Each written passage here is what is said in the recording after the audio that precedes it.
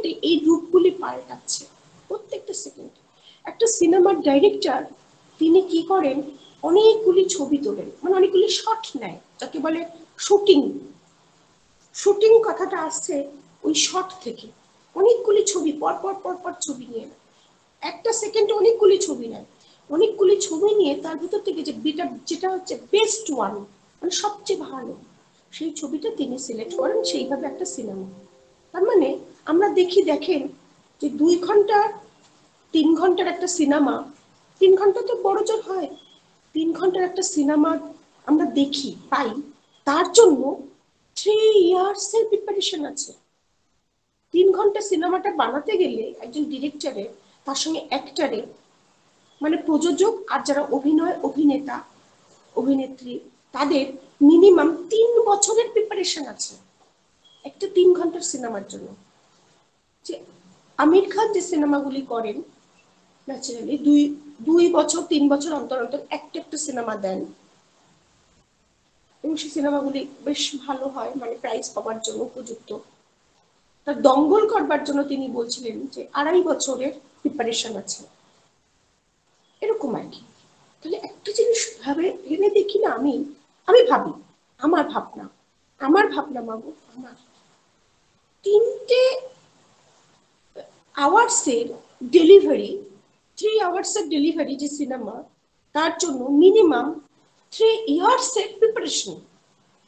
আর ঠাকুর আমাদের কি বলছেন, তোমার জন্ম হয়েছে তোমার জন্মের 20 বছর আগে, মানে আমার যে জন্ম, আমার জন্মের জন্য মিনিমাম প্রিপারেশন, মিনিমাম প্রস্তুতি 20 ইয়ার্স। আপনারা মানতে পারেন এই কথাটা? আপনাদেরকে এটা সায়েন্টিফিক বলে মনে হয়? ঠাকুরের সমস্ত কিছু বিজ্ঞান ভিত্তিক। আমি বুঝি বা না বুঝি, বুঝি কই, বুঝতে পারি কই, আর বোঝার মতন ক্ষমতা, মানে বোধ, সেন্সেশন আমার কই? আমি ক্লাস 2 এ পড়ি, ছোট্ট অবোধ, আমি সবেমাত্র এবিসিডি শিখেছি। তাহলে আমি একটা লেখা পড়বো কি করে? আমি চাইনিজ লেটার জানি না, আমি কিভাবে চাইনিজে যে এ বি সি লেখে আমি জানি না, চাইনিজ লেটার আমি জানি না, তাহলে চাইনিজ লাভ লেটার মানে পড়বো কি করে? আমি চাইনিজ অক্ষর জানি না, আমি চাইনিজ অক্ষর জানি না, আমাকে আমাকে চাইনিজ ভাষায় কিছু চিঠি পাঠালো, আমি কি সেই চিঠি পড়তে পারবো? পারবো না, কারণ আমি চীনাদের ওই অক্ষরগুলি চিনি না, জানি না। তাহলে আমি ঠাকুরের কিছু জানি না, চিনি না, বুঝি না, আমি ঠাকুরের রুলস এন্ড রেগুলেশন, ঠাকুরের থিওরি, ঠাকুরের থিসিস কেমন করে বুঝবো? তখন আমি বুঝতে পারি না বলেই আমি ঠাকুর সম্বন্ধে মন্দ মন্দ কথা উচ্চারণ করি, মন্দ বলি, কি ভীষণ মন্দ বলি, কি ভীষণ মন্দ বলে চলছি।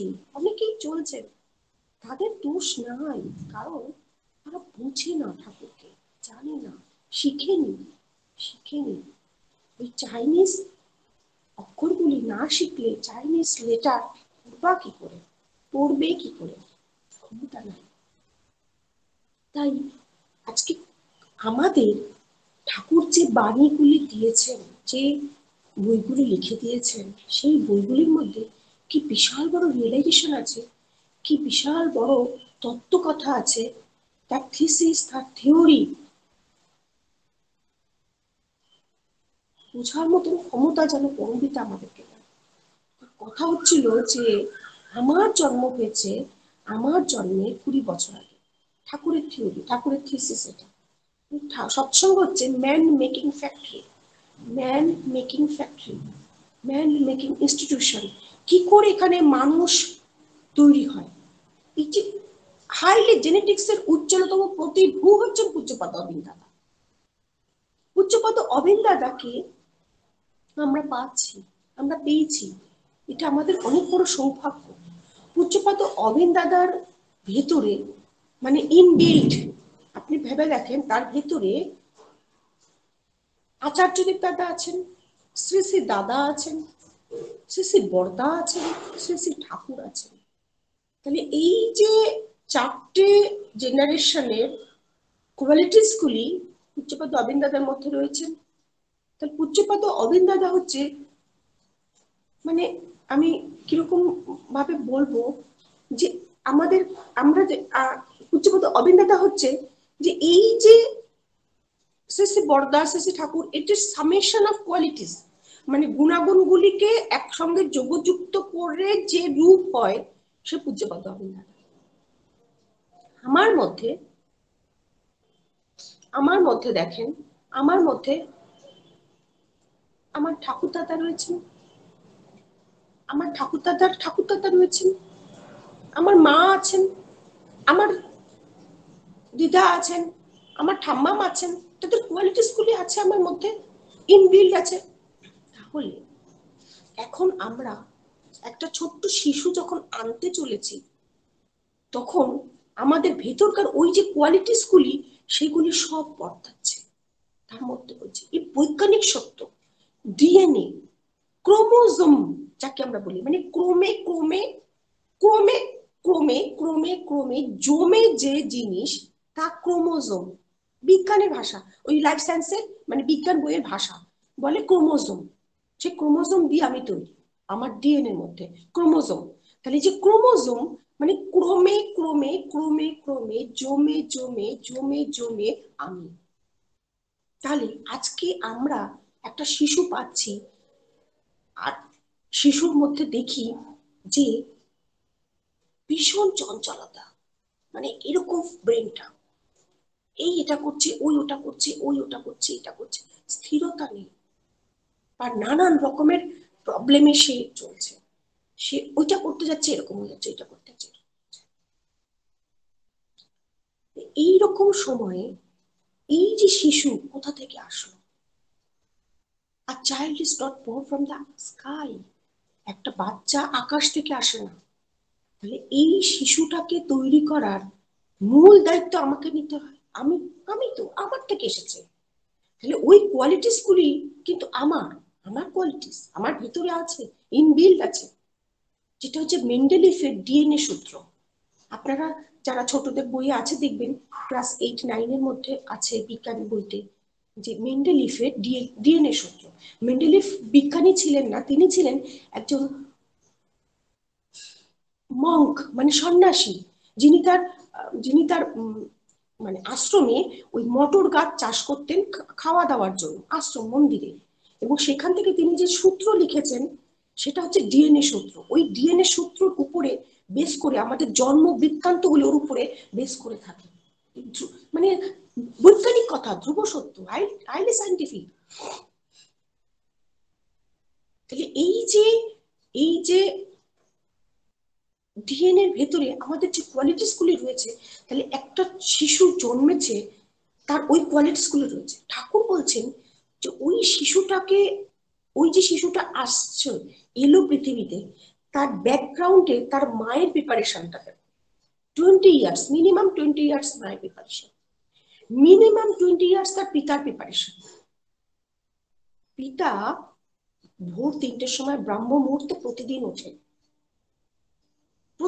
তার ভেতরে এই চেতন শক্তি, ওই চেতন শক্তি নিয়ে যখন সেই পিতার সন্তান আসবে, সে মাতৃগর্ভেও ভোর 3টে জাগৃত হয়ে থাকবে।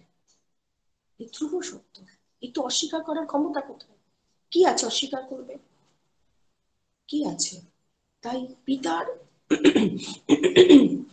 যে কোয়ালিটিস, মাতার যে কোয়ালিটিস, সেই কোয়ালিটিস গুলিকে মাল্টিপল ওয়েতে, গুণোত্তর প্রগতিতে সন্তানের মধ্যে আসে। সন্তান হচ্ছে রেজাল্টেন্ট, মানে মায়ের ভেতরে যদি 3 থাকে, পিতার ভেতরে যদি 4 থাকে, তাহলে সন্তান পাবে ওই 3 গুণ 3 আবার যোগ 4 গুণ 4। তাহলে কত হলো সন্তান? আমরা এটা দেখতে পাই না এখন শিশু ভক্তদের মধ্যে? শিশু ভক্তরা মানে যেন ঠাকুরকে চিনে জেনে বুঝেই এসেছে, এরকম আছে কিছু কিছু বাড়িতে শিশু ভক্ত। এটাকে বলা হয় পরম্পরা। ওই জন্য আমরা বলি যে ঠাকুর বাড়িতে যে পরম্পরা, মানে আচার্য পরম্পরা, মানে পরপর ক্রমশ যে পরপর এগিয়ে যাওয়া, সেটা হচ্ছে পরম্পরা। মানে ঠাকুর দাদা ঠাকুরের ভক্ত ছিলেন, তার পুত্র ঠাকুরের ভক্ত ছিলেন, ঠাকুরের আইডিওলজি মেনে চলেছে, তার পুত্ররা নাতিরাও ঠাকুরের ভক্ত, ঠাকুরকে মেনে চলছে। এবার ভাবেন তো, যে ফোর্থ জেনারেশনে তাদের সন্তানরা কেমন ঠাকুরকে মানবে, কেমন ঠাকুরকে বুঝবে, কেমন ভাবে ইষ্টভীতি করবে, কেমন ভাবে নাম করবে। তার মানে ইনবিল্ড রক্তের মধ্যে প্রত্যেকটি কণায় কণার ভিতরে ঠাকুরের আইডিওলজিটা ঢুকছে, ঠাকুরকে পাচ্ছে। সৎসঙ্গ হচ্ছে ম্যান মেকিং ফ্যাক্টরি। এখানে ওই যে সংস্কার হয়, বিবাহ সংস্কার, ঠাকুর বারবার বলছেন যেমন তেমন বিয়ে করে করো না কখনো, যেমন তেমন বিয়ে করে করো না কখনো। উন্নয়ন আর প্রজনন, এই তো বিয়ের মূল। তাহলে বিয়ের মূল মূল মানে মৌলিক কি না উন্নয়ন, ডেভেলপমেন্ট, তারপরে তো প্রজনন, ডেভেলপমেন্ট। আমার ডেভেলপমেন্ট হয়নি মানে আমার বিবাহতে গর্ব, আর আমার বিবাহ সঠিক মানে আমার ডেভেলপমেন্ট হবেই হবে। ডেভেলপমেন্ট হলো। তাহলে একটা জিনিস আমার কাছে খুব স্পষ্ট লাগে, আমার কাছে, যে যদি পিউরিফিকেশন চাই আমরা আমাদের আর্থের, আমাদের পরিবেশের, যে সংস্কার, যে সুন্দর সন্তান, দেব সন্তান, দেব শিশু, তাহলে নিজেদের পিউরিফাই করতে লাগবে। আমরা পিতা মাতা, আমাদেরকে পিউরিফাই করতে লাগবে। আমরা যতখানি পিউরিফিকেশন হব, যতখানি সুন্দর হব, ঠিক ততটা কোয়ালিটিস ওই ক্রোমোজোমের মধ্যে গিয়ে করবে। প্রার্থনার মধ্যে একটা কথা বলি, আমার এত ভালো লাগে, যে জন্ম জন্ম রহি ভুল মে নাহি পায়া ভেদা। জন্ম জন্ম জন্ম জন্ম ধরে ভুলের মধ্যে রয়েছি, মানে এই জন্মের ভুল জমেছে, ওই জন্মের ভুল জমেছে, জন্ম জন্ম জন্মান্তর ধরে ধরে ভুলে, এরপর ভুল রয়েছে, আমি মানে একদম তলায় চলে গেছি, ভুলের তলায় চলে গেছি, নাহি পায়া ভেদা। সেই ভুলের এত এত স্তর যিনি ভেদ করে উঠতে পারছি না। এই জন্মে এসে ঠাকুরের দীক্ষা পেয়ে, ঠাকুরের দীক্ষা পেয়ে ঠাকুর ওই মানে ওই তলার থেকে আমাকে টেনে তুলছেন। আচার্য দেব তিনি দয়া করে আমাদের ওই তলার থেকে মানে ভেদ থেকে টেনে তুলছেন। জন্ম জন্ম হি ভুল মে নাহি পায়া ভেদা, নাহি পায়া ভেদা, ভেদ করতে পারছি না, সম্ভব হয় না, তাই আমাকে তিনি টেনে তুলছেন। নিউটনের ল আছে বিজ্ঞানের, এত সুন্দর ল। নিউটন বলছেন কোনো বস্তু যদি স্থির থাকে তাহলে সে স্থিরই থাকবে ততক্ষণ না যতক্ষণ তাকে বাইরে থেকে আমি নাড়াচ্ছি, আর কোনো বস্তু যদি চলতে থাকে তাহলে সে চলতেই থাকবে যতক্ষণ আমি বাইরে থেকে তাকে বাধা দিয়ে থামাচ্ছি। তাহলে আমার আমি আমি আমি আমার আমিত্ব, এটা ওই গড়বড়ই একটা জিনিস, যেটা কিনা বাইরে থেকে বল প্রয়োগ না করলে তার ভিতরে চেঞ্জেস আসে না। তাহলে যে বাইরের থেকে যে বলটা আসছে, বিজ্ঞানের কথা, নিউটনের ল, তাহলে সেই বাইরের থেকে যে বল আসছে, যে ফোর্স আসছে, যে সেটা হচ্ছে গুরুদয়া, সেটা আচার্যদেবের আশীর্বাদ, সেটাই পূজ্যপাদ অবিন্দাতার আশীর্বাদ।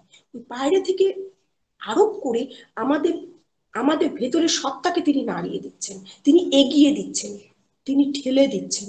ওই পাষাণরূপী অহল্যা শ্রীরামচন্দ্রের পদস্পর্শে সে প্রাণ পেল। পাষাণ রূপী মানে আমাদের ভেতরে জড়ো ভরত, আমার ব্রেনে কোনো কিছু কাজ করার অ্যাক্টিভিটিস নাই, আমি জানি না কখন ঘুমাতে হবে, আমি জানি না কখন উঠতে হবে, আমি জানি না কখন স্নান করতে হবে, আমি জানি না কখন খেতে হবে, আমি জানি না। এই না জানা গুলো মধ্যেই আমার জীবন। আর জানবো কখন? যখন ঠাকুরের দীক্ষা নিলাম। সকালে কি খেতে হয়, কখন উঠতে হয়, কখন ঘুমাতে হয়, কখন রাত্রের খাওয়াটা কটার মধ্যে শেষ করে ফেলতে হয়। রাত 10টার মধ্যেই রাত্রের খাওয়া শেষ হয়ে যায়, তারও আগে হয়ে যাওয়া ভালো, কিন্তু রাত 10টা হচ্ছে মার্জিন, তারপরে গেলে আমাদের হজম হবে না, বদ হজম হবে। মানে পেটের ভিতরে পাকস্থলীটা তো এতটা কিলোমিটার, মানে এতটা লম্বা, খাবারটা এখানে পড়ছে, যাবে কতক্ষণ ধরে,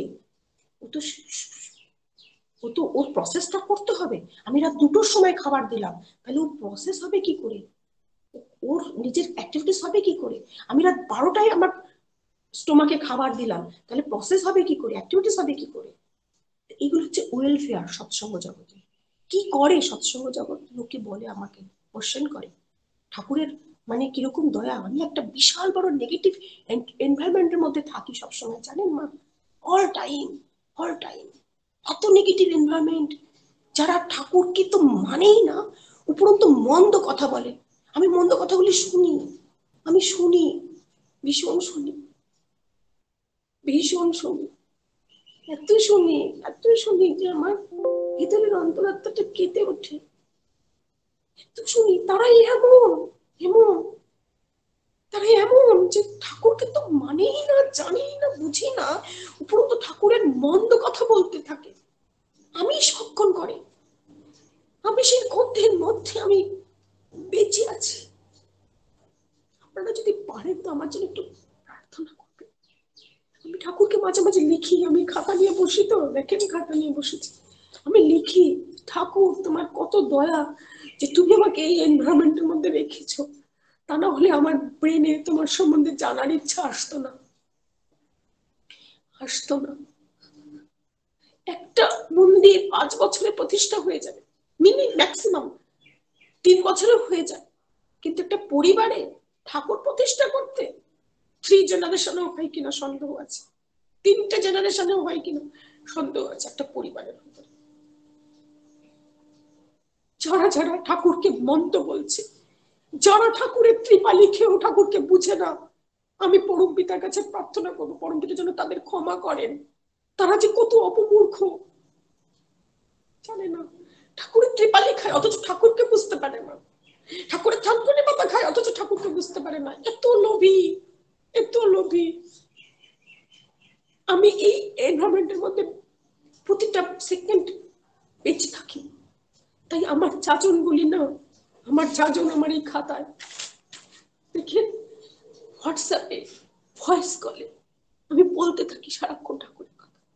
আমি যদি বলতে না থাকতাম আমি মারা যেতাম, আপনারা আমাকে পেতেন না। আর ঠাকুর দয়া করে মনে হয় আমাকে এই এনভায়রনমেন্টে রেখেছেন, এইভাবেই রেখেছেন। 24 ঘন্টা আমি ঠাকুরের মন্দ কথা শুনতে থাকি।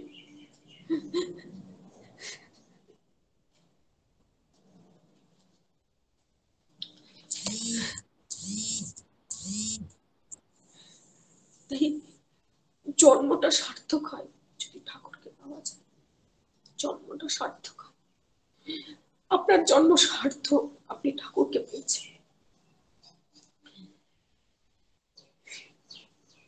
আপনার জন্ম সার্থক, আপনি ঠাকুরকে পেয়েছেন।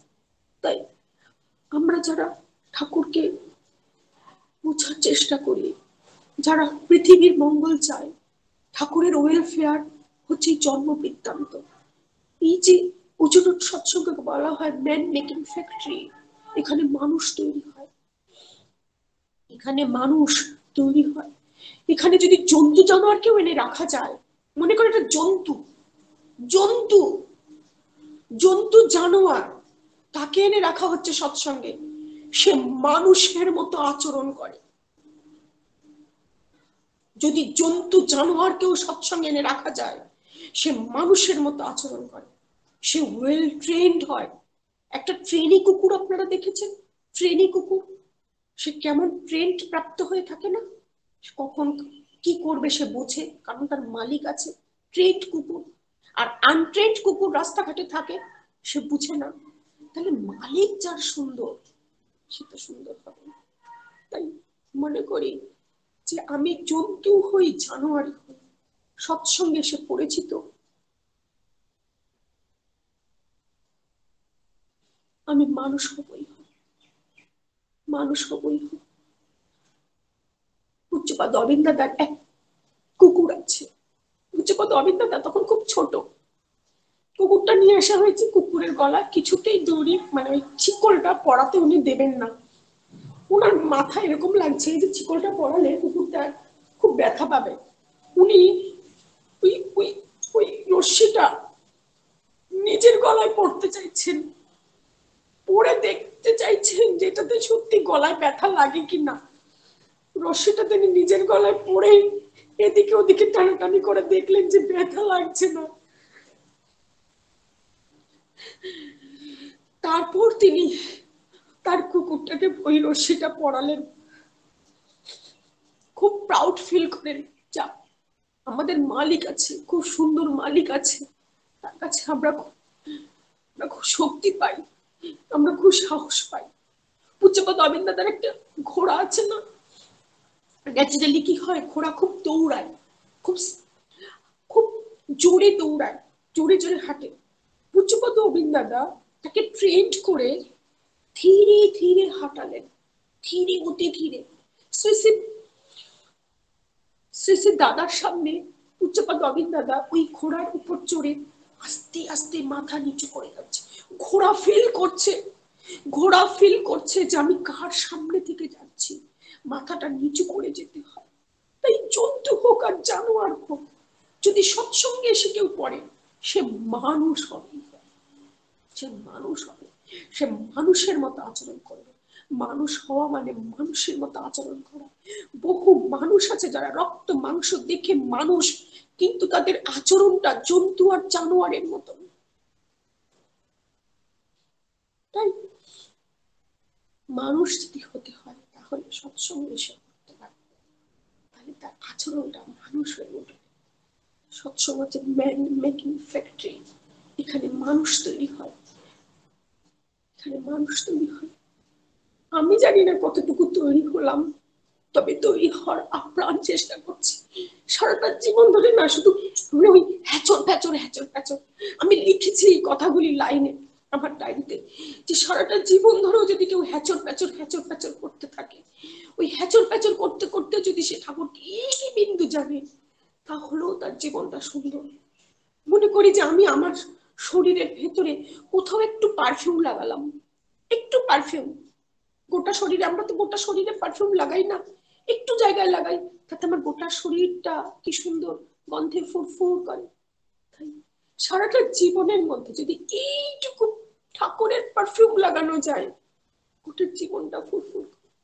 তাই আচার্যদেবের আলোকে আসতে লাগে, আচার্যদেবের আলোকে আসলে জীবনটা আলোকময় হয়ে ওঠে। তা না হলে সেই অন্ধকার অন্ধকার অন্ধকার, গোটা জীবন অন্ধকারময়। কি বিশাল বড় অন্ধকার, ঘোরতর অন্ধকার।